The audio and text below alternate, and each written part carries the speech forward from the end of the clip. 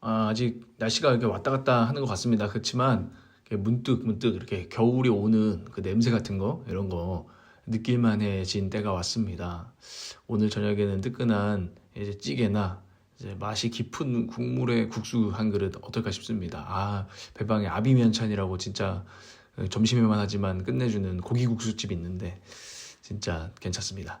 어쨌든 사랑하는 형제 자매님들 뱃속도 마음도 든든히 챙기면서 살아가시기를 기도합니다. 오늘도 이렇게 잘 드시고 또 잘 챙기셔서 오늘도 화이팅 하시기를 바라겠습니다. 함께 묵상 나누겠습니다. 오늘은 호세아 6장 6절과 또 14장 1절에서 8절 말씀을 통해서 끓이다 보니 깊은 맛이 난다 라는 묵상을 함께 나눴으면 좋겠습니다.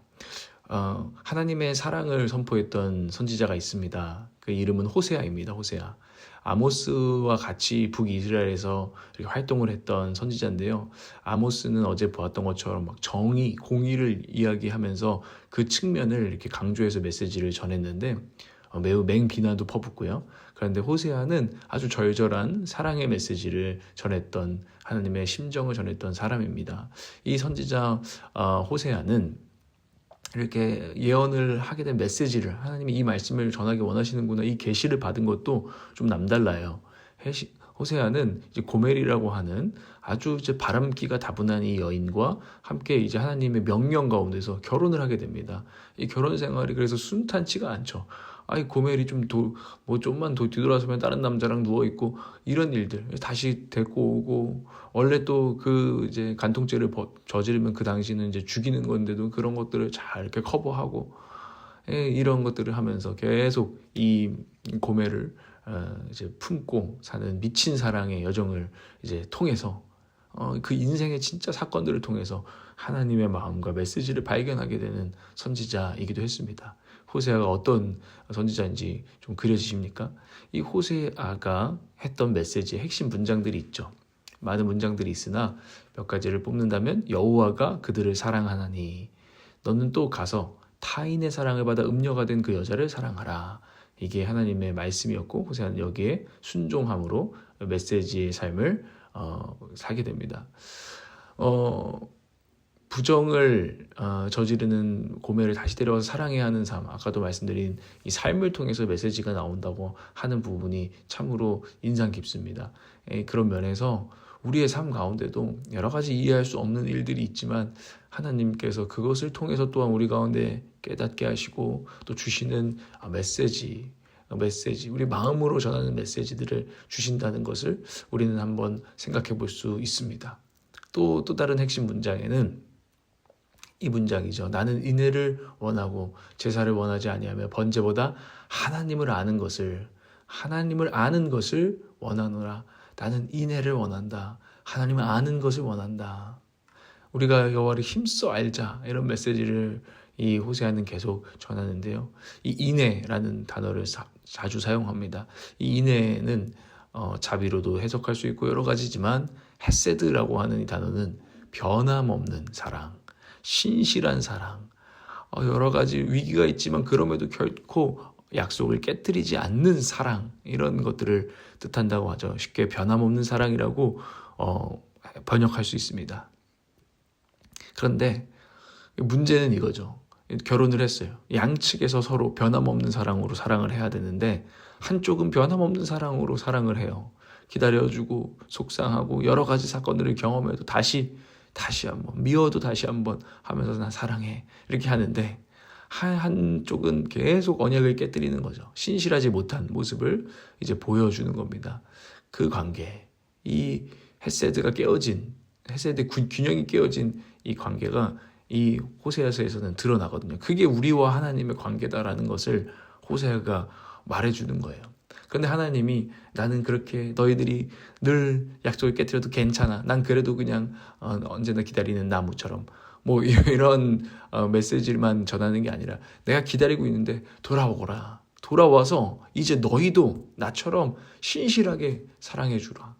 함께 신실하게 우리가 햇세대 사랑을 좀 나누자. 이게 하나님의 메시지인 것이죠. 그리고 주님은 약속하신 너가 돌아오면 너가 나를 떠났기 때문에 너를 돌이키기 위해서 나는 징계도 하고 더 이상 너에게 공급하지 않고 용돈도 끊어버리고 할 거야. 근데 돌아오면 난 진짜 모든 것을 너에게 줄 준비가 되어 있어. 난 여전히 너를 그렇게 사랑하고 있어. 이런 메시지들이 이 호세아서에는 있는 것입니다. 하나님께서는 우리가 돌아와서 헷세드의 사랑으로 하나님을 사랑하게 되기를, 하나님과 그렇게 서로 사랑하기를 원하시는 분이다라는 것을 느낄 수 있습니다. 그런데 안타깝게도 참 이 말씀 앞에서 참 우리 교인들도 보면 이런 일들이 있는 거죠. 이 약속보다, 언약보다, 하나님과의 어떤 신실함보다는 우리 이익에 따라 우리는 너무 빨리 이쪽 저쪽으로 움직이는 삶을 살고 있습니다. 어떤 사역자가 그러더라고요. 교인들이 말이에요. 이 교회에 함께 하기로 하고 충성하기로 해놓고, 아니 조금 더 연봉 높은 회사 딱 생기면 바로 그냥 뭐 고민할 것도 없이 기도할 것도 없이 움직여버리고, 이게 뭘까요? 근데 어느 순간 자기도 깨달았답니다. 나도 그러고 보니까 이 교회, 이 성도들, 이 지역교회에 충성해야지 막 해놓고서는 어느 순간 보면은 저쪽 더 좋은 교회가 있는 것 같아. 더 좋은 조건, 더 좋은 커리어가 있는 교회로 이제 사역지로 옮기는 자기를 보면서 나도 똑같구나. 진짜 이 시대에 누가 하나님 앞에 신실한 태도로 하나님을 사랑하고 이웃을 사랑하고 교회를 사랑할까? 참 이런 것들을 얘기하는데 맞습니다. 이게 우리의 모습입니다. 여러분, 신실한 사랑, 헷세드의 사랑.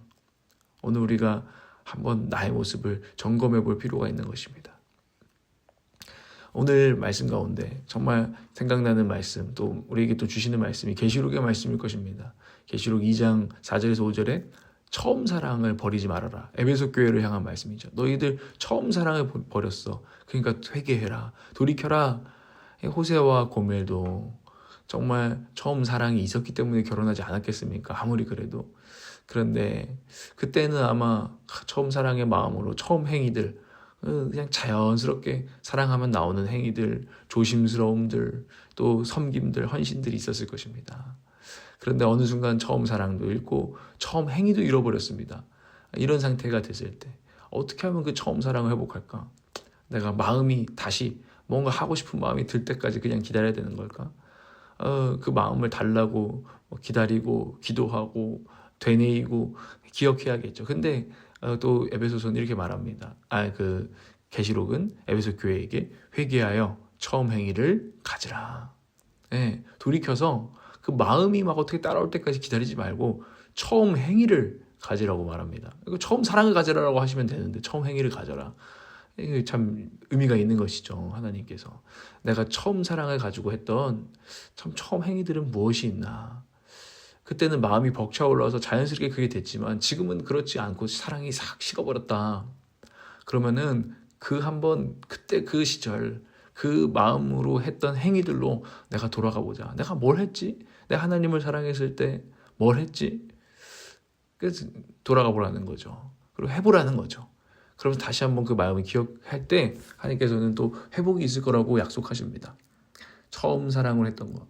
제가 처음 주님을 막 뜨겁게 사랑했을 때 설교가 얼마나 달콤하던지, 제가 고등학생밖에 안 됐는데 아이리버 MP3에다가 설교 MP3를, 가요가 아니라 설교 MP3를 로마서 1장부터 16장까지 담았습니다. 그리고 로마서를 읽으면서 한 장 한 장 제가 읽는 막 그냥 듣는 거예요. 근데 얼마나 그게 좋았던지 다시 한번 해보는 거죠. 그리고 또한 여러분 가운데도 이제 정말 하나님 사랑해서 퇴근하고서도 피곤한 몸을 이끌고 집으로 바로 가지 않고 교회당에 가서 하나님께 기도했던 그 시간들 다시 해보는 거죠. 산책하면서 모든 것이 하나님 아버지의 세계임이 감격했던 그 산책 다시 한번 해보면서 맞아, 내가 아버지의 세계에 있었지. 이런 것들을 떠올리는 거죠. 여러분, 이 처음 사랑을 회복하기 위해서 처음 행위들로 돌아가서 이 사랑을 어떻게든 불 지펴서 끓이려고 하는 이 돌이킴이 우리 가운데 필요하고 하나님 기다리고 계십니다.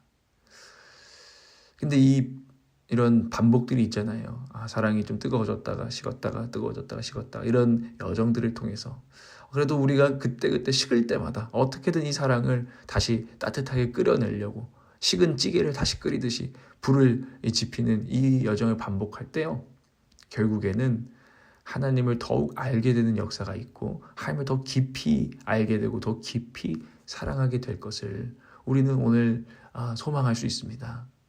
저에게 주시는 메시지예요.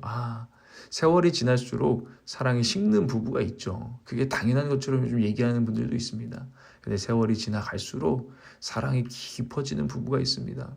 정말 손을 꼭 붙잡고 더 이 아내와 남편이 더 멋있고 더 사랑스러운 그런 부부가 여러분 눈 씻고 잘 봐도 없다고요? 있습니다.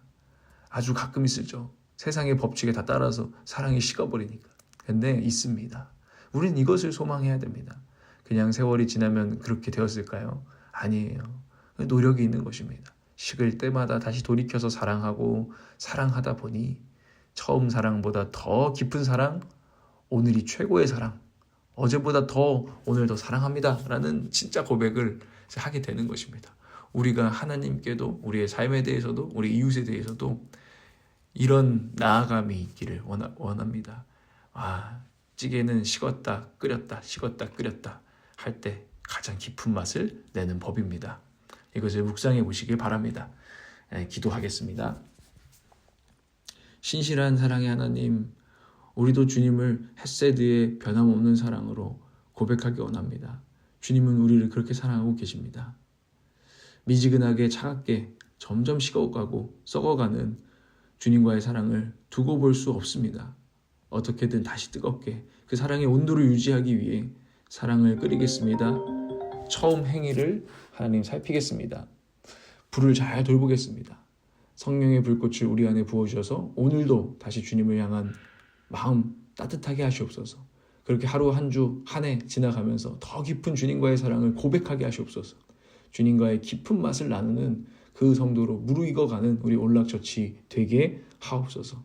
세상의 이치는 무엇이든 권태로워지고 시시해지고 시들어갑니다. 그러나 부활의 주님, 사랑의 주님, 그것을 역행하실 수 있는 주님, 어제보다 오늘 더욱 하나님과 이웃과 우리에게 주어진 삶을 사랑하는 그 기적을 허락하여 주시옵소서.